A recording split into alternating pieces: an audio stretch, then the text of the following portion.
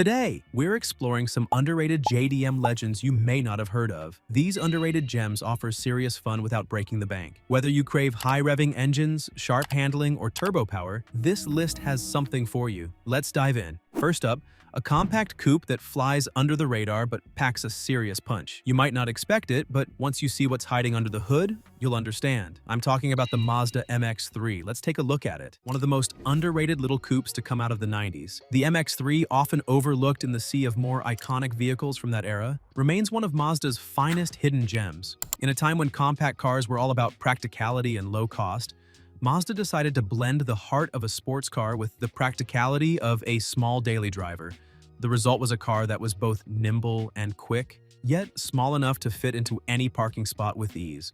Despite its small size, Mazda managed to pack some serious personality under its hood. Now, let's dive into the heart of the MX-3, the engine. The engine lineup of the MX-3 is where things start to get really interesting. The base model came with a 1.6-liter inline-4 engine. Now, this may sound underwhelming, and in many ways it was. The 1.6-liter engine was perfectly adequate for day-to-day driving, but it wasn't exactly what you'd call a thrill to drive. But Mazda wasn't just stopping there. They had bigger plans for those who wanted more performance. Enter the MX-3 GS model. This was the high-performance version of the car, and it came with a 1.8-liter V6 engine. Now, this was the real showstopper. The 1.8-liter V6 in the GS model was unique for one big reason. It was the smallest production V6 engine in the world at the time, just 1.8 liters. Yet Mazda managed to make it sing with a red line of 7,000 RPM and a fuel cutoff at 7,800 RPM. The V6 engine produced 130 horsepower and 115 foot-pounds of torque, which may not sound like much in the grand scheme of things. But remember, the MX-3 was a very small, light car. With that much power in such a lightweight chassis, the car had a real sense of urgency when you hit the gas. To put it into perspective, the 0 to 60 time for the US version of the MX-3 GS was about 8.4 seconds. Sure, it wasn't setting any world records and was slower than some family sedans, but it was fast enough to put a big grin on your face. If you pushed it hard, you could get the quarter-mile time down to 16.4 seconds. Again, not blistering speeds, but for a car this size, it was more than enough to be fun. On top of that, the MX-3 GS had a top speed of 202 kilometers per hour for the European model, which was a solid figure for a car of its size and class. But there was more to this engine than just power. Mazda also fitted the V6 with their variable resonance induction system. This was a sophisticated intake system that adjusted itself at different RPMs to optimize power delivery. The VRIS system helped the V6 engine pull better at higher revs and made the car feel a lot more lively when you pushed it to its limits, combining decent power with the joy of revving it to the red line and hearing that little V6 scream.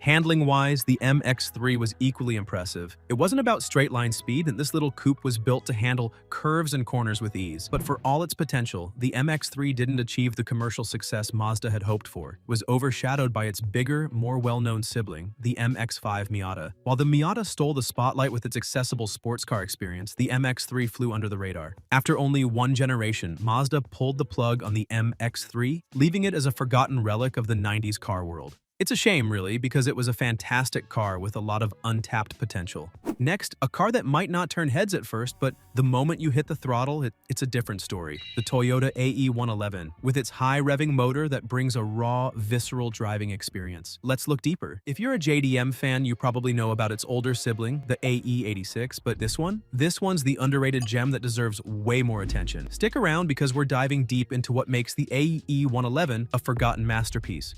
The AE111 was the seventh and final generation of the Sprinter, Trueno, and Corolla 11. Introduced in 1995, it marked the end of an era, not just for the Trueno nameplate, but for Toyota's sport compact coupes in general. The AE111 was produced in two main phases: the Zenki, which was the pre-facelift version from 1995 to 1997, and the Kuki, the facelifted version from 1997 to 2000.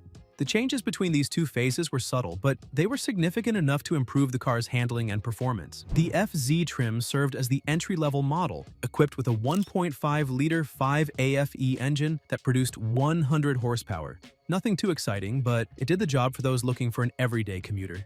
The XZ trim offered a slight upgrade, featuring a 1.6-liter 4AFE engine, which gave the car a bit more pep, though still not mind-blowing. The real highlights, however, came in the form of the BZ trims. BZV BZG, and BZR.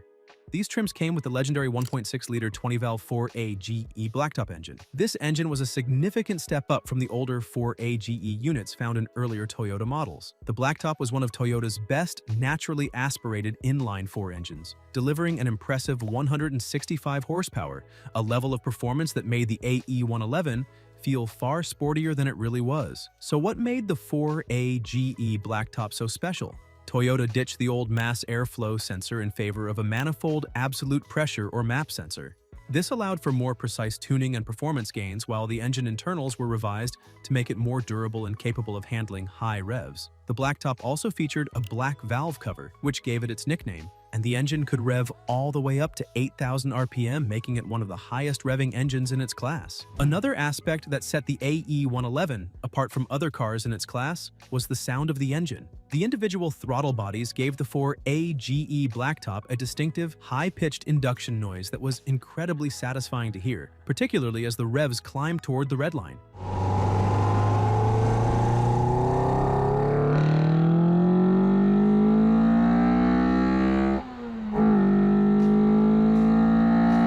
It was a sound that made you want to push the engine even further, which is exactly what a true performance car should do: encourage you to enjoy every second behind the wheel. Finally, a car that pushed the boundaries of performance and style in its time. With its sleek lines and power-packed engine, this one's ready to leave its mark. The Nissan 300ZX Z31, also known as the Fairlady Z. This car represents a significant departure from Nissan's previous sports car lineup and marks a pivotal moment in their performance car legacy. Produced from 1984 to 1989, the Z31 brought forward several groundbreaking features that were ahead of their time, helping establish the 300ZX nameplate as a classic in the JDM scene. Today, you can still find one at an affordable price, making it a great option for those looking for an affordable classic sports car. When it comes to performance, the Z31 offered two main engine options: the naturally aspirated VG30E and the turbocharged VG30ET. The base VG30E engine was a 3.0-liter V6 that initially produced 160 horsepower, with a slight increase to 165 horsepower in 1988. While these figures might seem modest by today's standards, they provided ample power for the time, delivering an enjoyable driving experience. The real excitement came with the turbocharged VG30ET engine. This engine initially produced 200 horsepower, with a boost to 205 horsepower in mid-1987, thanks to an upgraded Garrett T25 turbocharger.